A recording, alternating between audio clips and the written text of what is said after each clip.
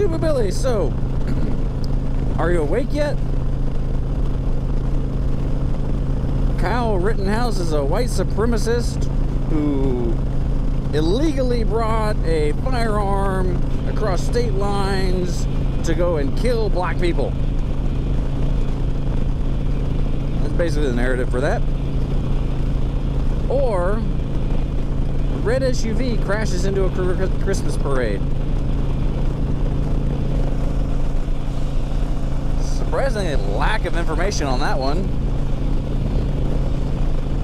But when you look at the evidence, Kyle Rittenhouse was not a white supremacist. He even supports the Black Lives Matter movement. Scouring through his social media in the court case, they found nothing saying that it was racially motivated. Nothing at all. However, you take that red SUV that crashed into the Christmas parade, which, by the way, didn't just crash, it was deliberately driven into the Christmas parade, killing 6 people, injuring dozens of others, I think up to over 40, killing children included, driven by a black man, Darrell Brooks Jr., I think, Darrell Brooks, which he has had a long history of anti-white, white hatred social media posts. But it's the SUV's fault. It's amazing to me, astounding, astonishing, that whenever the shooter is white,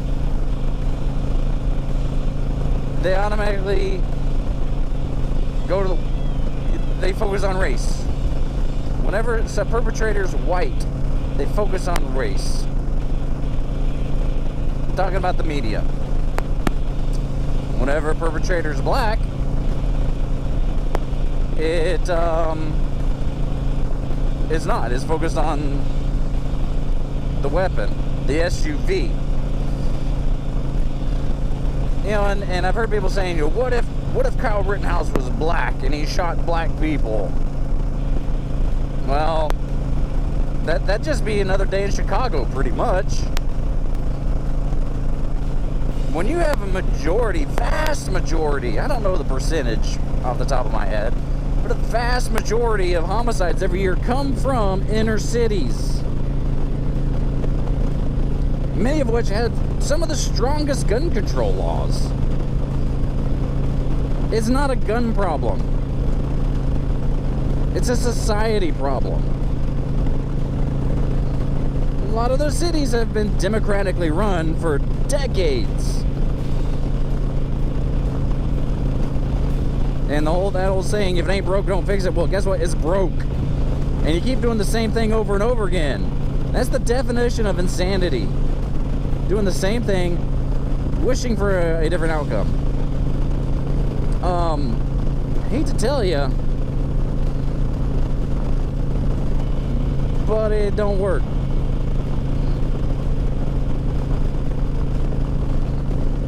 Colion Noir he is a phenomenal supporter for the Second Amendment.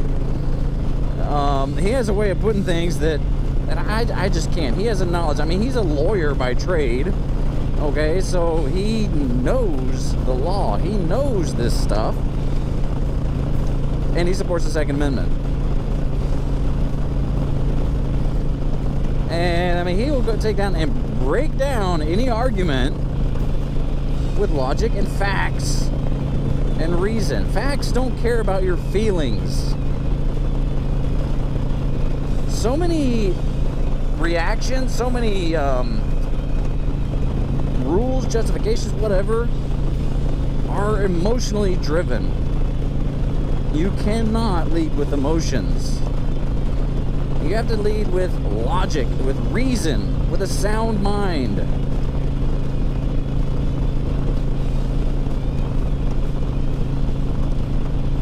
It's just amazing that people are still subscribing to all this mess. That America's systemically racist. No, it's not. And it hasn't been for a long time. Rewind a few decades back to the Jim Crow laws, where it actually, would discriminate against somebody based on the color of their skin. That is racist. When there's laws that are saying that, those were bad. Thankfully, those are gone now. I think everyone agrees that it's better that those are gone. But the fact that they say America was built on racism, no. Look, slavery was something that's been around since the dawn of time. Since, shortly after Adam and Eve were wandering around naked in the Garden of Eden, shortly after that, they had slavery. And it's occurred among all nationalities, all colors. You conquer somebody, they are your slaves. That's how it has been throughout history. My visor keeps fogging up. America comes along, and we're the first country to say, no more slavery. All men are created equal. Now, it was so ingrained in the society that it took a little while to get rid of it. In fact, we fought a freaking war over it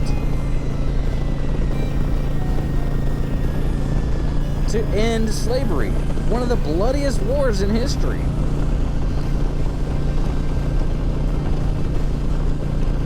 And so you can't tell me that America was built on the backs of slaves.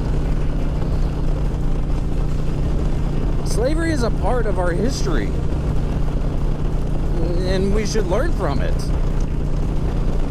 It was tragic, it was horrible, it's wrong, but it happened. Slavery still happens in other parts of the world.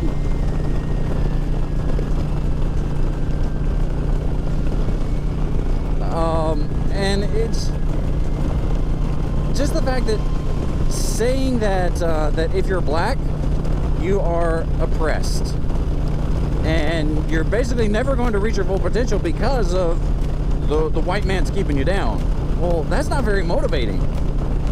And if you're telling white people that you're the oppressor, you have inherent biases, and you're inherently racist just because you have white privilege. Guess what, gang? That's racist. You're judging someone on the color of their skin, not the content of their character.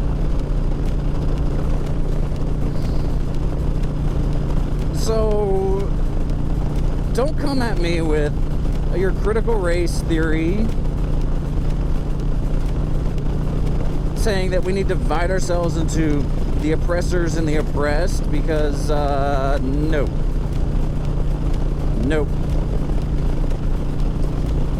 Not gonna listen to you. Not gonna subscribe to that mess, because in America, you can do what you want.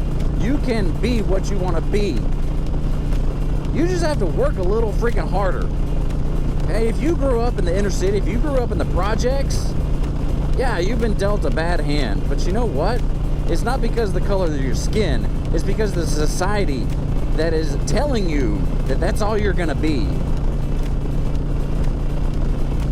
That's not all you're gonna be. You wanna know how to get out of that? You wanna know how to be successful in life?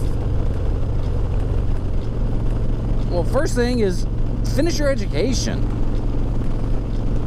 Okay, at least finish high school. Okay, find a career, find a job. Go to college if what you want to do requires a college degree, or don't. Get a trade. Go to trade school for 12, 18 months, and they get a great paying job out the door. And then, now this is the important part, form a healthy marriage before having kids. Because kids ruin your life. They will change your life, change your trajectory. The path that you thought you were going on, as soon as you have a kid, that path is gone. You're on a different path now, and there's nothing you can do about it. For good or bad, children take you on a different path. So that's why it's important to have a healthy relationship, a healthy marriage before having kids. That's how you get out. And statistics show, if you follow those patterns, follow those steps, 80% of millennials who have followed those steps are now in the middle to upper income brackets. It works similarly if you grew up in poverty. If you grew up in low income homes, you follow those steps, you are more likely to get out of that, to be in the middle class, the upper income. That's all you gotta do. Yeah, you gotta work harder, especially when you got your parents, your society is telling you that, well, you're just oppressed. The white man's keeping you down, so you're not gonna amount to anything. Just give up. Why don't you just get on welfare? Don't listen to them. You're destined for great things. You just gotta work harder. I've had to work hard. And,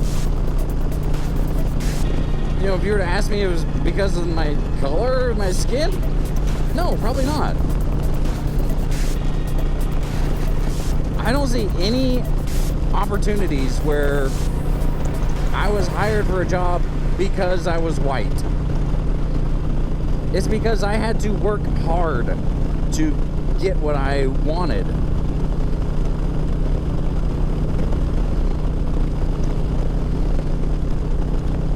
So, don't come at me with the white privilege. No. If you want to see white privilege, look at the White House. There's several in the administration that have never held a real job. They're career politicians. All they've ever done is politics. And they've made millions on a politician's salary. Think about that. Be excellent to each other. Two Billy signing out. God be with you till we meet again.